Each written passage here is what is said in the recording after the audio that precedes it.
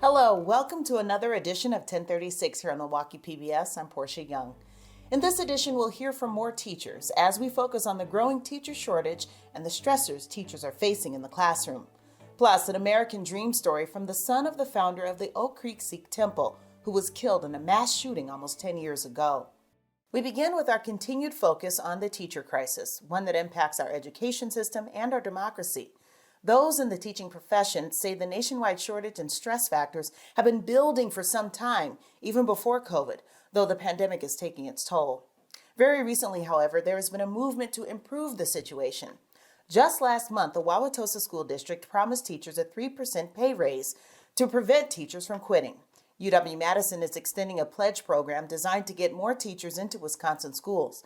The program pledges to pay the equivalent of in-state tuition and fees, testing and licensing costs for all teachers in education, who will then work in Wisconsin schools for 4 years. But is that enough? The head of the education department at Mount Mary University talked with 1036 producer Marianne Lazarski about teaching, the crisis, and the solutions.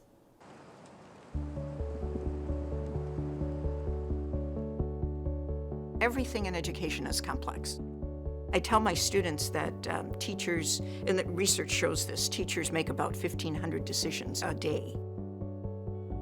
I'm Deb Dosemagen, and I'm chair of the education department at Mount Mary University and a member of the faculty as well. I started about 40 years ago as a high school math and psychology teacher. And then after about 23 years at the high school level, I also did some administrative work there in the last few years. But after about 23 years, that's when I made the transition here to Mount Mary and working with students in the education department, both graduate students who are teachers and undergrads who are planning to be teachers.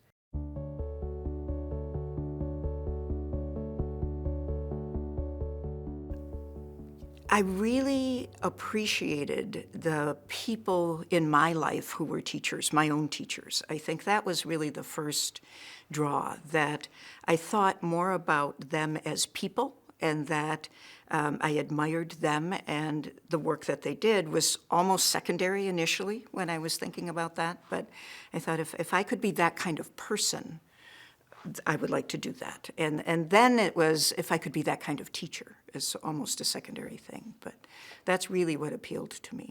I tell my students now, particularly the undergrads who are uncertain about their future as teachers, that if they learn nothing else from me, and I hope they learn all kinds of other things from me, but if they learn nothing else, they know that I loved what I was doing, and that as a teacher you can really feel fulfilled and a feeling of accomplishment and just have fun, because it was so enjoyable for me to work with the students.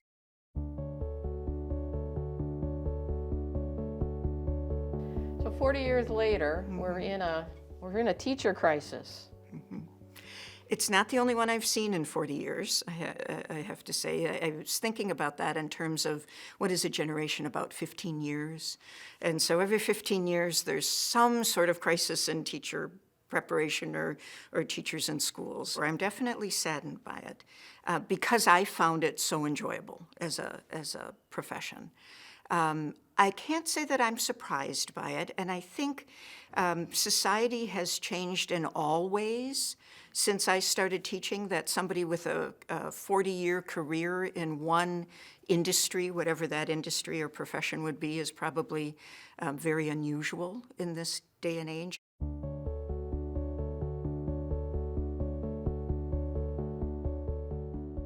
I think right now a lot has to do with coming back after the pandemic and the change in schooling during that period of time. I think there's always been a range of student performance within a classroom. I think that range is larger now because of inconsistency in educational experiences of the kids during the pandemic. I think that outside pressures have intensified, and those come from a variety of different places: parents, governing bodies, state legislators, just a wide variety of places that make it more difficult in a lot of ways to manage what's going on inside the classroom and what's going on outside of the classroom, I think.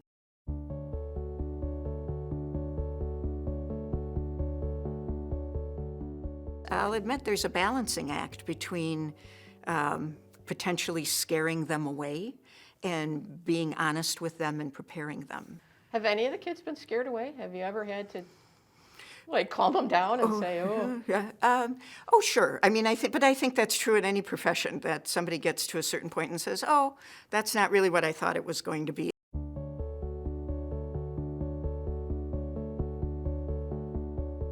What the research says is that if you lower the class size, but then teach in exactly the same way, there's not going to be any difference. So the smaller classes won't matter in that context.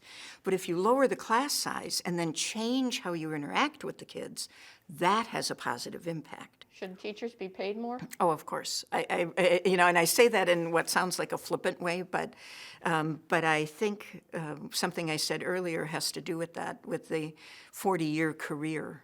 I don't think people are going to be able to afford to be teachers for many, many years.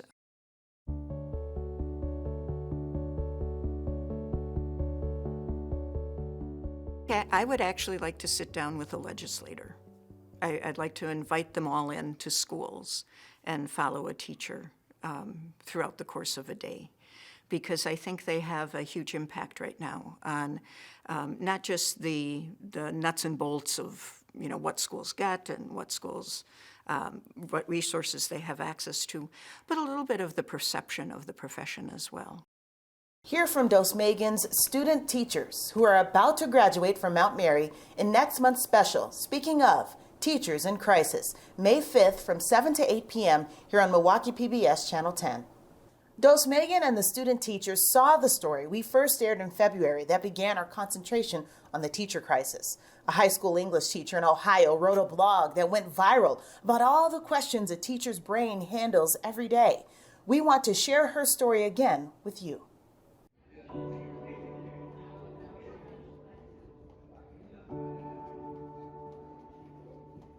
I am a high school English teacher. This is my 26th year in the classroom.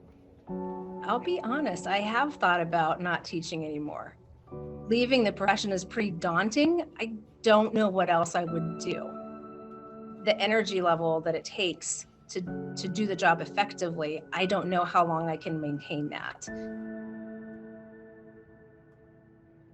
I had a day that I just had a hard time letting go of. And when I went home, I just kept thinking about all of the students that I had, the interactions I had, the decisions I made. And what I often do when I have a day that I have a hard time letting go of, whether it's because of teaching or any other stressor, I write.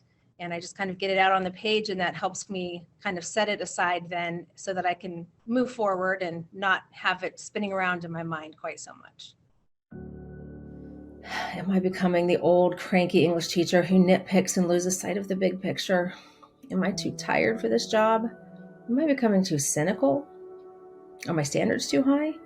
Haven't I lowered them since I began teaching all those years ago, though? Should I have?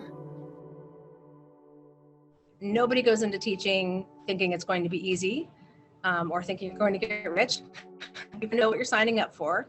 The challenges when I first started teaching were how to present a lesson in a meaningful way, how to adjust a lesson on the fly. Like I said, when you're teaching and you're realizing this isn't quite landing. Should I work through lunch or head to the workroom? Will I feel better if I have half an hour of adult conversation or if I get more of these papers graded? Do I need to make any hard copies for the handout next period? Did I remember to upload the video in the Google Doc to Google Classroom for the kids who are absent? I think what has changed the job in the last few years, prior even to COVID, there's been a lot more criticism of teachers, if I may be frank. I feel that when I first started, The attitude was, well, they're professionals and they know what they're doing and they're doing the best they can. And they have my child's best interest at heart. And there was a lot of trust. Society is starting to question teachers, starting to question, do we know what's best? And are we teaching what we should be teaching? A little more tug between teachers and communities and parents. Will I be accused of teaching divisive concepts if I lead a discussion about why we're not going to use the N-word out loud in class when we read of mice and men? Will the kids go home and tell their parents what we talked about? Do kids still do that? Do parents still ask? Is this book worth the battle it might lead to, or should I just teach Fahrenheit 451 instead? Wouldn't that be ironic? And isn't that exactly what those who scream about CRT being taught want? For teachers to fear the repercussions and give in to temptation to just teach safe material instead, so that the status quo will keep on keeping on and generations of kids will continue to grow up in the dark about so much of the ugly side of America's history? Is this worth the fight it might bring? Well, obviously it's worth the fight, but am I mentally and emotionally up for this battle, this year especially? More importantly, will my Black students be uncomfortable if their white teacher leads this discussion in class? I know enough not to ask a Black student to speak on behalf of an entire race, but would it be okay to privately ask a Black student how they would feel about this discussion or that book? I recognize the fact that I'm a middle-aged white woman. I can't relate to what it's like to be Black in this country, and certainly not a teenager. So those conversations have always been important to me, and yet not necessarily comfortable. But recently, with the racial dissension, I guess, in our country, we've had some protests, which some people look upon favorably, some people criticize the protests.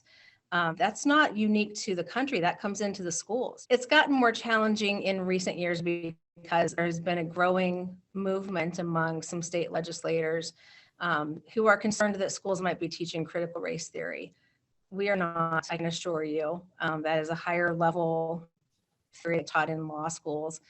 What we are teaching is the history of America. And I think we're trying to teach honestly what has happened. And, you know, it is uncomfortable. It's unpleasant. America hasn't always made the best decisions. America is made up of a whole lot of people, and no person is perfect. We are complex. Should I grade these 45 quick 10-point responses first, or tackle the 25 longer essays? Go back and forth between the two? Am I fair to every student when I don't grade an assignment all at once? Do I grade the first essays harder or easier than the last ones? Why do I feel guilty when I take points off for not capitalizing I or proper pronouns? Why don't they click on the squiggly lines and fix their typos and spelling and grammar errors when the computer's literally marking them for them? Why are they still making these basic mistakes? We've gone over them so many times. Do they just not care about their grades? Do they even go back and read my comments and look at why they've lost points? Is this an academic issue or a motivation issue or a self-worth issue? Do we need to do more lessons on catching these mistakes, or do I need to talk with them about the importance of the impression of themselves that they put out into the world? Is it unfair for a student to earn a C for a grade when the content of their work is probably at a B or even an A level, but their spelling and grammar mistakes are so ubiquitous and egregious that they lose points on every assignment? Is it asking too much of them to click on the dang squiggly lines? Teachers aren't afraid of accountability. I can defend what I teach and how I teach to anybody who, would like me to do so. But it makes it a little more stressful because that's where you start to second guess everything that you do and everything that you teach and how you interact with your students. And that puts a burden, I think, on the job that didn't used to be there. Does that kid who just smiled at me and said, "Hey, Ms. H," have any idea how much I needed that friendly smile right now? I'm a parent, so I have a student, a senior in high school. And so I'm nearing the end of my school days with her. I've tried to show appreciation for her teachers, but looking back on it, I recognize I probably haven't done enough. Why is the office calling down that long list of kids? Are they getting quarantined and sent home? Wait, they don't have to stay home anymore, but they have to wear masks now, right? So will I get a list of kids who are supposed to be wearing masks for 2 weeks? How am I going to keep track of that? How many more times can I say, "Pull your mask up over your nose," before I start inserting curse words into that sentence? Do I have time to run to the bathroom between classes? Risk someone being in the single stall teacher bathroom or go to the student bathroom further away? Is that crying in the next stall? Hey, are you all right? Do you need to talk? Which class do you have right now? Can I walk you down to the guidance office? Will my class of freshmen be okay if I get there a little late? Can we settle down and get started, please? Where's your Chromebook? Why isn't it charged? Where's your charger? Why haven't you borrowed one from the library then? Is that yelling in the hallway? What's going on? Did one of you just call the other a bitch? Why are the kids behaving like this year? Is it COVID related or just the stress of COVID plus all the other division and dissension in society that we're all contending with? Is Michael acting off today? Is he tired or just depressed? Should I pull him out in the hall and ask him if he's okay, or would it be worse to draw attention to him? Should I call home? Have his grades been slipping? Did he do the assignment that was due for me today? I do think that maybe people don't quite understand that it's stressful. I don't think outside of teaching, a lot of people realize how you do get to know the students, and that makes it very difficult to set school aside because you go home thinking about those students. You worry about those students. You worry about the kid who didn't seem quite right today. You can't just walk away from it. We know we're preparing these students to go off into a world that is tricky at best, treacherous, maybe even at worst. And so we want them to be prepared academically and socially and emotionally. Does Becky have her cell phone in her lap? Why isn't it in the slot with the others? Is it worth calling her out on it? Right now or later, privately? In either way, do I want to risk setting her off when she's been doing so well and we seem to be forging a tentative relationship? Is it a big deal if she isn't actually using it? Or has she been using it and I just haven't seen it happen? Why isn't the Chromecast working? Why would it work last period and not this period? Is the internet down? Why are we either freezing or frying? Wouldn't it be nice to be able to regulate the heat in our own rooms? Is this email for real? Are they kidding with this? Another meeting? Another book study? This year of all years? Don't we have enough to do? Can't they just give us more time to plan or collaborate with each other on the actual work that needs done? We need to be concerned because teacher mental health affects the students. And I know teachers who are taking mental health days that never would have done that before. I started doing yoga, which I had done off and on prior to COVID hitting. But when we went remote, I figured out very quickly I needed to do something to relieve stress because it was just an almost unbearable situation. Am I getting sick or am I just exhausted? Is my throat sore from talking so much today or because I'm coming down with something? Will they be able to find a sub if I stay home tomorrow? What am I teaching tomorrow? Is it something I can adapt easily for a sub or will I need to come up with something new?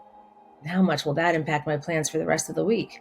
We lower the qualifications necessary to be a substitute because we're so desperate. The teaching will suffer. And there's a lot more technique and skill involved than just reading books. Why can't I be more of a type B teacher? Isn't it just easier to suck it up and go to school with a cold? But what if it's COVID? Is that an email from a parent? Do I have the energy to deal with that tonight? Why are they emailing me so late? So we should be very concerned. There's the stress of COVID. There's the societal stress. There's the not feeling that we are respected, given that no other profession comes out of anywhere except teachers, right? I mean, in my classroom right now, or in some classroom right now in this country is future president of the United States. Where's that info about that poetry contest? When was the deadline? How did I not know until now what a great writer Jane is? Oh no, Michael didn't do the assignment. Is it too late to call home tonight, or should I wait and call from school tomorrow? Do his parents work during the day? Do they support his use of he, him pronouns? Do I need to refer to him as Michelle when I talk to them? Why am I watching the news? Oh my God, another one? How many school shootings does that make this year? Is the legislature seriously going to try to pass that? Do they have any clue how that will impact teaching and learning? Why do the people with the power to address some of the problems always seem to arrive at solutions without asking educators for feedback? Don't they realize that only leads to more issues? I think standardized tests have gotten out of control. There's so much more to a student than what one particular test score is on one particular day. And we've lost sight of that. Students are judged on those scores, teachers are judged on those scores, and there are so many factors that play into how a student performs on a particular test on a particular day. I think if we could eliminate or significantly decrease the standardized tests and the pressure that is attached to them, if we could just get back to learning for the sake of learning, we'd have more time to do more creative activities to learn. We would have more time in the elementary schools for play. Having lower class sizes would be one really tangible, major way that could impact teaching in a positive way. It's a bit terrifying to think about just immediately. If we have fewer teachers, that doesn't mean we have fewer kids. So the first thing that will happen is your class sizes will increase. I have a class right now of 25 students, and I have a class of 16 students. There's a big difference. Are all teachers as overwhelmed and exhausted as I am? When the blog went out there into the world, I started getting some feedback and some comments online. And so many of the comments were to the effect of, how did she get into my head? Or this is exactly what I deal with all day long, what I think all day long. It was a bit sad for me to realize that so many other teachers were feeling that overwhelmed and weighed down, but it was also validating that I wasn't alone. It's not just me. It's not just me getting too old for this gig, that even the younger teachers, maybe even especially the younger teachers, are struggling with the demands of the job. Does anyone care what teachers are going through in this country? When is someone going to do something about it? We have asked for your reaction to Julie's blog and the teacher shortage in general. Here are more of those comments. A teacher from Milwaukee's French immersion school writes, with resources diminishing each year, more is put on teachers' plates, where the expectation is for us to become experts in areas that we're not trained in. The path that we're on now is not working for most of our students and exhausting and unsustainable for the teachers involved. I am 50 years old, tired, and counting down to retirement at 55. A middle school teacher in Waukesha County says, I am currently retired from a 25-year teaching career as a special education teacher. My current part-time hourly position is a reading interventionist. My son's teachers were amazing and knew them well. This was the inspiration for me to complete my teacher certifications, and I began teaching at the age of 36. The weight and responsibility of facilitating the education of all children assigned to me was overwhelming, and at times seemingly impossible. The highlight was always the children. Teachers, public, private, parochial, administrators, those who can make a difference, we want to hear from you. Please go to milwaukeepbs.org/teachers-in-crisis and leave us your comments. Pardeep Singh Kaleka has been a valued member of the Milwaukee community and has served in the public arenas of education, law enforcement, and social services.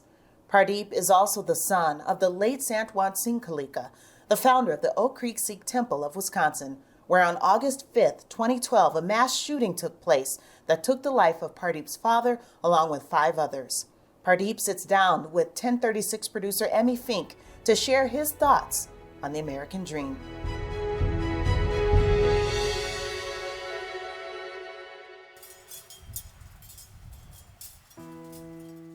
When you think of the term, the American dream, do you look at what your dad did by coming over here with his family and wanting better?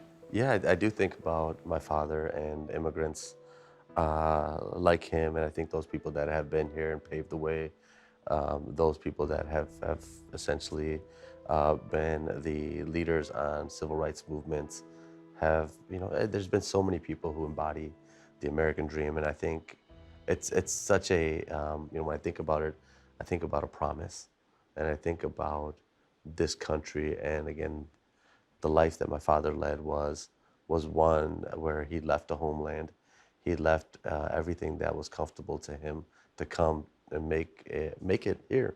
He was a small business owner. He was a valued community member. He essentially built this Gurdwara and built a sanctuary for other people to come to when he didn't have one when he first came here. So I think about all of that, just courage that is embodied in the human spirit for everyone that does come. And I think about when we think about the American dream of this promise of what we want to do as we go forward. How do we make this country much more loving, much more inclusive, welcoming? How do we welcome in the refugees and the people who are looking for refuge? How do we do that in a way that also respects the people that are here? When we think about a history of America, I think about all of the pain that has been felt. And we have communities that continue to feel this pain. We have been facing, 2.5, so many years of a pandemic that has revealed pandemics within the pandemic. Inequalities and injustices that continue to plague us.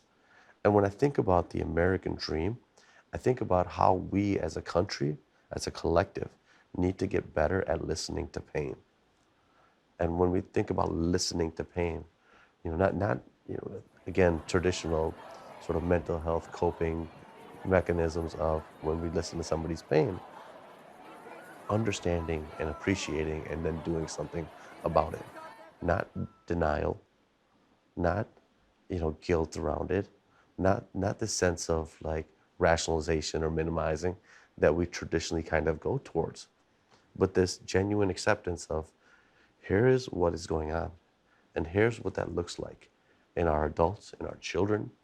Here's what it does to our neighborhoods. Here's what it does to communities. One time we called, Milwaukee and Wisconsin, and we used to call this a small village and a family. And now we've gotten to a place where we don't redirect another person's child. We don't really live as a community. We live as individuals, living in different houses and different neighborhoods and different zip codes. And I think that at some point, this pandemic would have taught us one thing, is that we are all in this together. Pardeep shared with me that the American dream and its need for equality is even found as a main pillar in the Sikh religion. Equality among all races and religions, showing true compassion and love to all people. A tradition following a Sikh gathering is a free communal meal called langar, and this represents selfless service to all, a promise that the American dream is still alive and well. And America still is very much, and I know over the years we have suffered a bit from what we thought America was, but outside of this country, a lot of people still do look at us as the beacon, as a place that you can say, you know what, there's goodness. And if there is injustices that exist in the world, then we can count on Americans and people in this country to be the ambassadors of goodwill. But I think that we need to mean it internally, and we need to heal from the inside out. And that means that we look at the past 500 years, the past 1,000 years, and say, you know what, I hear your pain, and now since I've heard your pain and understood it, I'm going to do something about it. Thank you, Pardeep, for sharing your story with us. And thank you for joining us here on 1036. Remember to check us out on Facebook and at milwaukeepbs.org. We'll see you again in May. Stay well.